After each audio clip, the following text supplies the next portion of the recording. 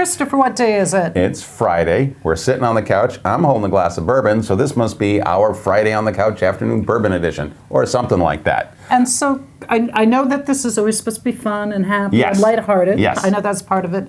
But specifically today, you want to talk about the 5 things. Correct. The 5 most important things we would like financial professionals to remember about retirement plans. Why are documents so important? Okay. Katherine, you want to start? I'll finish it up. Well, first, it makes it legal. Well, yeah, there is that. Yes. That's really important because I think that's reasons 1 through 5 right there. Right. Yes. So having a signed document makes the plan legal. Yes. And quite frankly, if we're all going to be professional about this, we should help the client make sure their plan is legal. That's all of us help the client. So a couple of things about that. Signing a plan document is not one and done. If you're going to keep it for more than 6 years, somewhere in there you're going to have at least 1 mandatory amendment and 1 mandatory amendment and restatement. All right. So it's an ongoing process. And number 2, the plan document needs to be signed before any contributions go into the actual plan. All right? Because you can't put money in something until it legally exists. Right. It's not there. If it's not signed, it doesn't exist. All right? Number 2, Zach. Why can you not have employees with the owner-only plan? So owner-only is like a small little plan that's non-ERISA for the most part. That because you have no employees in your company. None. That's the easy way to talk about it, Yeah. yes. Owner-only plans are not something that exists anywhere legally. It's what people call them, all right? So there's no legal thing called an owner-only plan. However, the marketing name catches some people out sometimes, thinking that even though they have employees, they adopt this special owner-only plan and they don't have to cover their employees. Wrong, okay? We've had a couple of corrections on those things. In fact, we're in the middle of one right now. And then number 2, what people have to remember, now what Katherine was talking about, owner-only plans work best when you have absolutely no employees, because there's a law coming on the books in 2024, long-term part-time employees.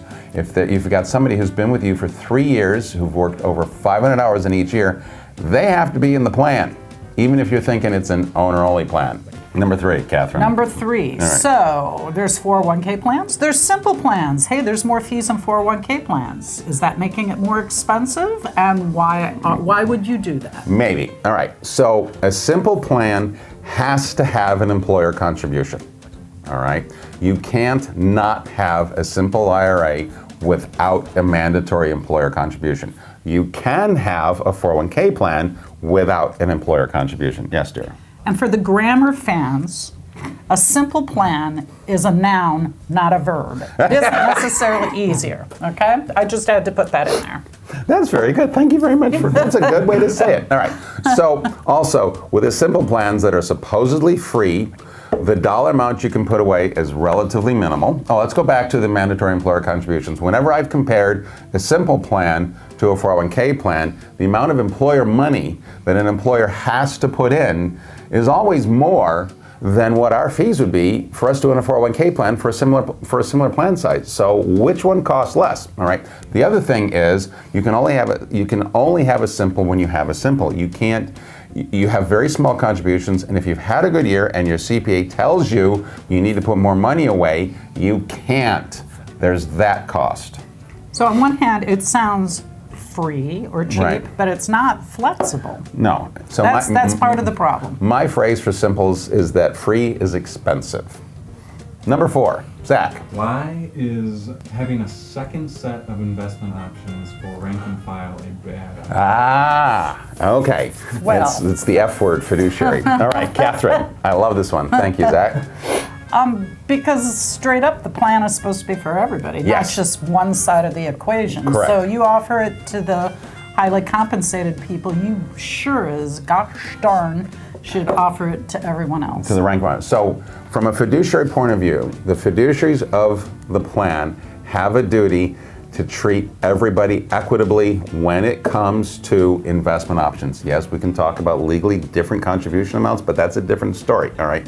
When it comes to investment options, all right, you're supposed to treat everybody the same. Now, theoretically, you could have better, lower expense investment options with more choice for the rank and file and give only junk to the owners, but that's not what happens, and that's not the scenario that Zach's talking about. It's always the rank and file have maybe 3 lousy investment options, and then the owners have the entire Wall Street Journal to pick from. Okay, that's not fair. That's a very clear breach of their fiduciary liability to the plan. Number 5. Ooh, we're closing in. We're getting this one done. Why are plan sponsors better off hearing from the TP? Because it's really awful to hear from the IRS or the Department of Labor. It's too late. Exactly, right? So, Yeah, I mean, that's a simple we thing. might, have our pointy pencils and say a lot of things you don't want to hear, but it's better from us. Right. So when we let you know that there's a problem in your plan, it can be fixed before anybody finds out about it. All right. Almost every problem with a 401k plan can be fixed with money and time. All right. Before the IRS or the Department of Labor finds out about it. They both actually are very big. They're very, very happy with employers self-correcting. There's a lot of programs out there that make it a lot less expensive to self-correct, to do it yourself, and make sure things get taken care of. All right? So a stitch in time is better than 9, right? No, a stitch in How's that time phrase? keeps the IRS from you? I don't know. Something like that. All right. So I would like to sponsor an employer plan. Okay, we got a bonus question here. All right. How do I justify the fees? Okay. So very simply, math. All right. In your scenario, how many employees do you have? Say 75. Okay, so it's going to be very easy to have $300,000 or $400,000 of contributions in there. All right. So that's going to be about $90,000 or more in tax savings. Okay. Whereas our fees are going to be $5,000 or less. I'm guessing real high. All right. So which number is smaller? Okay.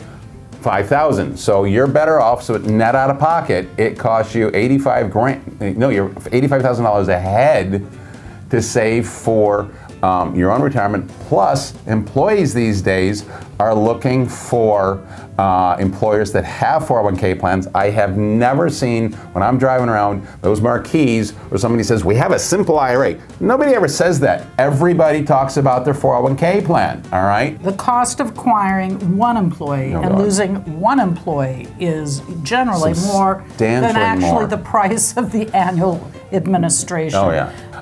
So basically, there's 3 initials to answer your question, Filippo. ROI, return on investment. Okay?